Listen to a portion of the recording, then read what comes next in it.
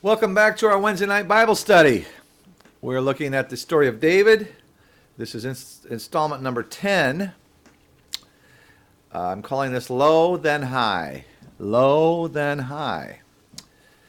We're going to cover several chapters in 1st and 2nd Samuel both. The last 3 chapters of 1 Samuel, 29 through 31, and then the first 5 chapters of 2 Samuel. We're not going to cover each verse by verse, but we'll know what's going on during these chapters.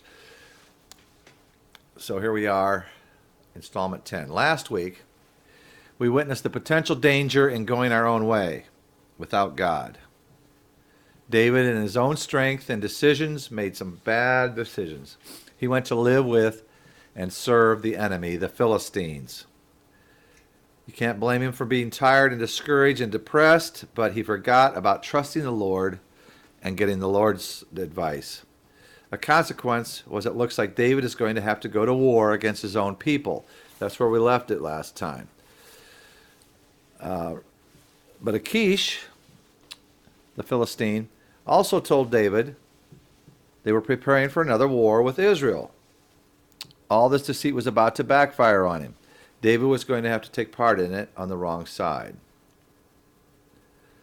Let's turn to 1 Samuel chapter 29, see what happens here. The Philistines gathered all their forces at Aphek, and Israel camped by the spring in Jezreel. As the Philistine rulers marched with their units of hundreds and thousands, David and his men were marching at the rear with Achish. So David and his men are in the same group with the Philistines. See what trouble David caused himself? By making a decision out of fear instead of faith. He was going to have to fight against his own people. If he didn't, his whole deceit with Achish would be blown. Well, the commander of the Philistines, the commanders, plural of the Philistines, asked, "What about these Hebrews?" Achish replied, "Is this not David, who was an officer of Saul, king of Israel? He has already been with me for over a year, and from the day he left Saul until now, I have found no fault in him."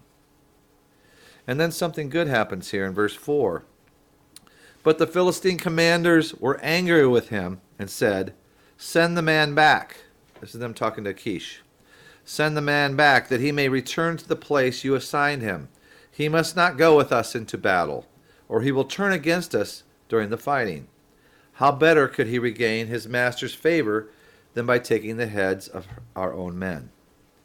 So those commanders have a pretty good point.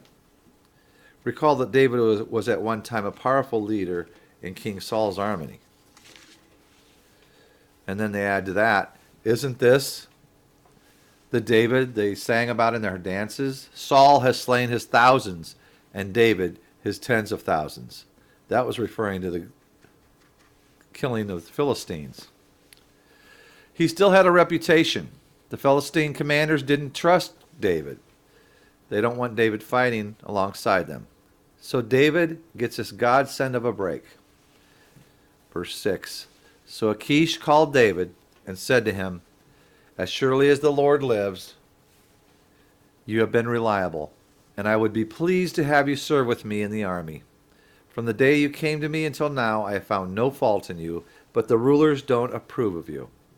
Turn back and go in peace. Do nothing to displease the Philistine leaders." So it was good. David didn't have to fight against his own people. So is the lesson for us here that maybe it's okay to go off on our own, make our own decisions without consulting or seeking God's wisdom? David appears to have suffered no consequences. But there's more to the story. David and his men do leave the battlefield. That's a good thing. But there are negative consequences.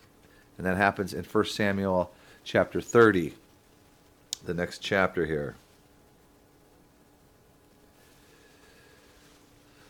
So they've left the battle group. David and his men reach Ziklag. They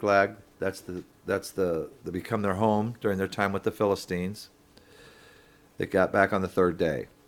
Now the Amalekites had raided the Negev and Ziklag, the Negev being the southern country.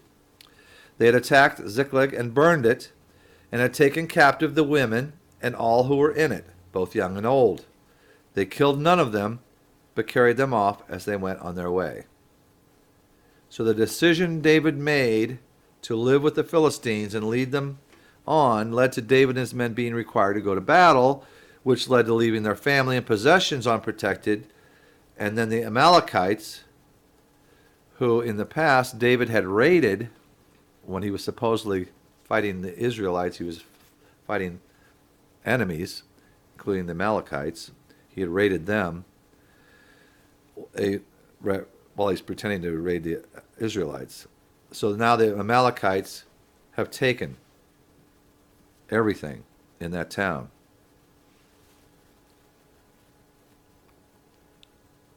When David and his men came to Ziklag, they found it destroyed by fire, and their wives and sons and daughters taken captive. So David and his men wept aloud until they had no strength left to weep. David's 2 wives had been captured, Ahinoam of Jezreel and Abigail, the widow of Nabal of Carmel. He and his men became very depressed, it says. The enemy, Amalekites, had taken their families. Their home was destroyed. Notice it says, they wept aloud until they had no strength left to weep. We may have come across that kind of emotion before. Perhaps you or someone has been that depressed, wept aloud until they had no strength left to weep.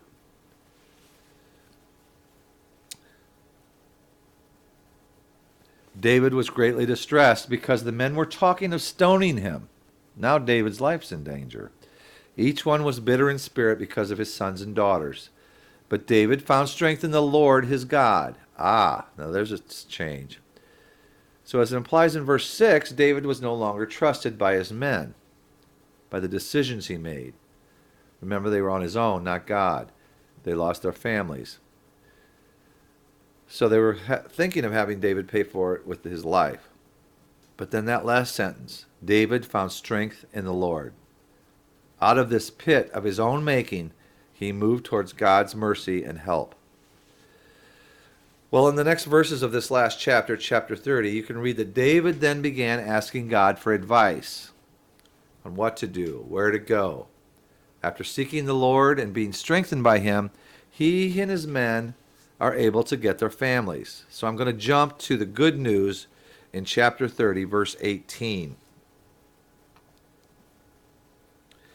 David recovered everything the Amalekites had taken, including his 2 wives. Nothing was missing, young or old, boy or girl, plunder or anything else they had taken. David brought everything back. He took all the flocks and herds, and his men drove them ahead of the other livestock, saying, "This is David's plunder." Well, I think there's an important lesson here. There was the lesson, first of all, it would be the most beneficial to never veer away from asking the Lord what his will is. But when we do step away, the lesson being, it's never too late to turn back. It's never too late to turn back to God for whatever, protection, guidance, mercy. And then help is never far away, as long as we keep looking up. David and his men are able to get their families back. It was also David and his men's good fortune that they didn't fight on either side of the war going on between the Philistines and Israelites. Well, that's their good fortune. But King Saul and his sons, on the other hand, were in the thick of the battles. 1 Samuel ends with the death of King Saul. That would be in chapter 31. King Saul and 3 of his sons are killed by the Philistines when they attacked Israel. And unfortunately, one of those sons is Jonathan. 2 Samuel begins with David learning of the death of his king and beloved friend. Chapter 1, verse 1. After the death of Saul, David returned from defeating the Amalekites and stayed in Ziklag 2 days. So, on the 3rd day, a man arrived from Saul's camp with his clothes torn and with the dust on his head. When he came to David, he fell to the ground to pay him honor. Where have you come from? David asked him. He answered, I have escaped from the Israelite camp. What happened? David asked. Tell me, he said. He said, the men fled from the battle. Many of them fell and died, and Saul and his son Jonathan are dead. You could say the response by David and his men was surprising, because the response here is, then David and all the men with him took hold of their clothes and tore them. They mourned and wept and fasted till evening for Saul and his son Jonathan, and for the army of the Lord and the house of Israel, because they had fallen by the sword. So David's mourning of the death of his friend Jonathan makes perfect sense. They were very close friends, like brothers, blood brothers. Jonathan saved David from more than one encounter with Jonathan's father, Saul. So David's men might also feel deeply the loss of Jonathan as a great ally. And then there's this, that they were troubled about Israel in general. But the surprise, I'm saying, is that they mourned for Saul, the man who had been hunting and haunting them for so long. He was no longer a threat to their well-being. You'd think it'd be a cause for celebration.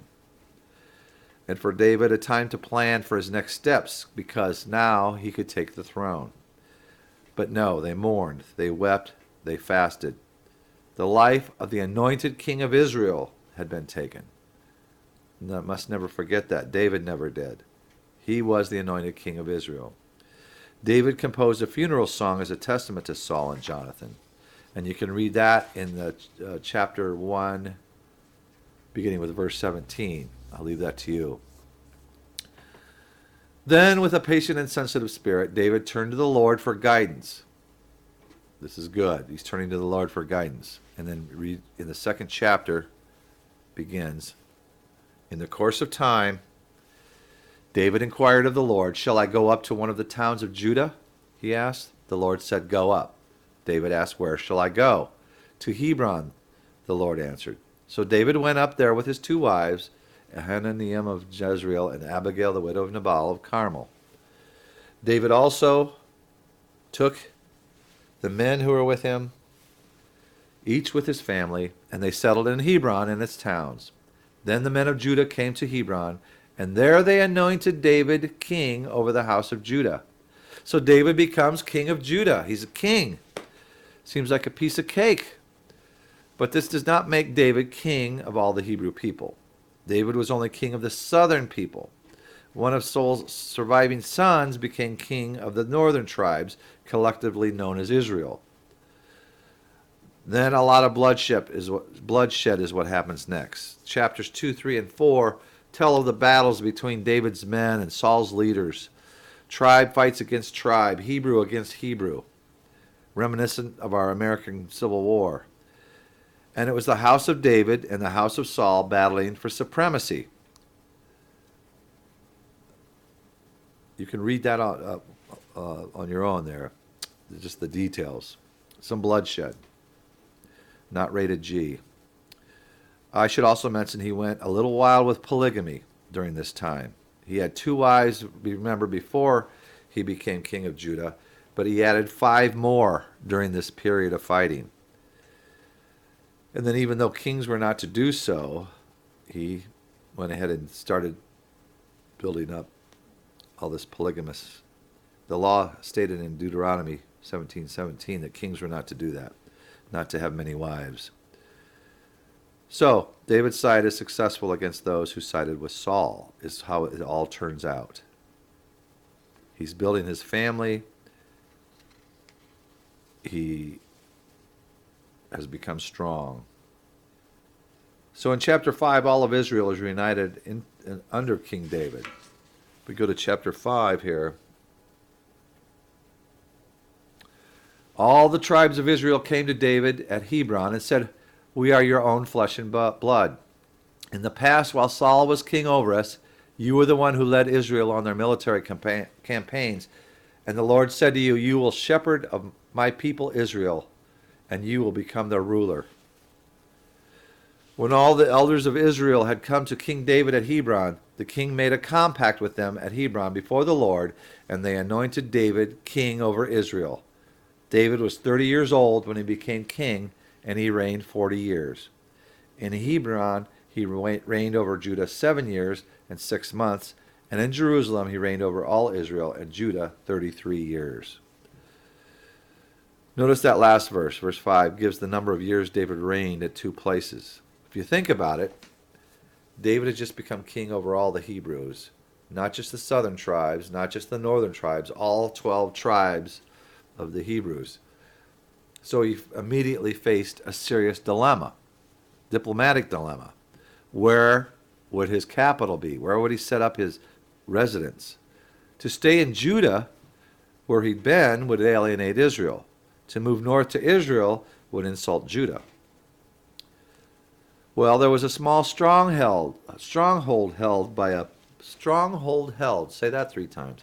There was a small stronghold held by a people called the Jebusites, the Jebus. It was neither Israel nor Judah. It was neutral ground. And it was in the middle of the whole nation. Perfect place. So David invaded it and renamed it Jerusalem, meaning city of peace. It was also called the city of David. Well, I skipped the verses that tell about capturing the fortress. Let's jump to verse 9 here. So they've captured, they're now in Jerusalem. David then took up residence in the fortress and called it the city of David. He built up the area around it from the supporting terraces inward. And he became more and more powerful because the Lord God Almighty was with him. So verse 10 is so true, but especially those last words. Because the Lord God Almighty was with him. David did become, more powerful or greater and greater. I just started thinking of some of his achievements. I've listed some here. David expanded Israel's boundaries from 6,000 to 60,000 square miles. David set up extensive trade routes. David shaped a national interest in spiritual concerns. God was the center again. He unified the nation. And right off the bat, starting with the Philistines, which you can read about in the last half of chapter 5, he takes on the enemies of Israel. He subdued Israel's enemies more completely than anyone had since Joshua's time, right after the Egyptian time, Joshua going into the Promised Land. So David he's a warrior king. As you can imagine, this took time. It took a lifetime for him. But he's seeking God's advice. He did well at ruling the nation. David wasn't perfect, as no human is, but his heart was in the right place. We'll read later on, it's one thing to be good at running a nation, but quite another to run a home. There were some troubles with his family, and that topic will come up later. But I'd like to leave it here at this great triumph of David becoming the king of Israel and a man after God's own heart. So you have a good week. Take care. Be safe. And may the Lord be with you.